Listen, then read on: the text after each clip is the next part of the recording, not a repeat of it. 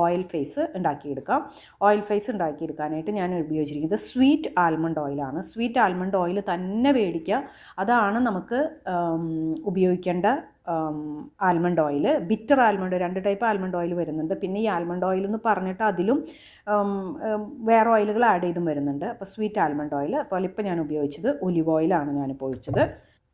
പിന്നെ കൊക്കോ കാപ്രിലേറ്റ്. ഇത് ഭയങ്കരമായിട്ട് മോയ്സ്ചറൈസ് ചെയ്ത് നിർത്തുക, നല്ല സോഫ്റ്റ് ആയിട്ടുള്ളൊരു സാധനമാണ്. ഇനിയിപ്പോൾ നിങ്ങൾക്കിതില്ല എന്ന് വെച്ച് കഴിഞ്ഞിട്ടുണ്ടെങ്കിൽ ഷിയ ബട്ടറോ അതുപോലെ കോക്കനട്ട് ഓയിലോ നമുക്ക് ഉപയോഗിക്കാവുന്നതേ ഉള്ളൂ. ഷിയ ബട്ടർ ഉപയോഗിക്കുമ്പോൾ നമ്മൾ ഈ ഫോമുലയിൽ ചെറിയൊരു വേരിയേഷൻ, അല്ലെങ്കിൽ ഒന്നും കൂടി തിക്കാവും. അപ്പോൾ നമുക്ക് ബോട്ടിലേക്ക് ഇടാനായിട്ട് പറ്റില്ല. കാരണം ഷിയ ബട്ടർ തന്നെ തിക്കൺ ചെയ്ത് കൊണ്ടുവരുന്ന ഒരു സാധനമാണ്. അപ്പോൾ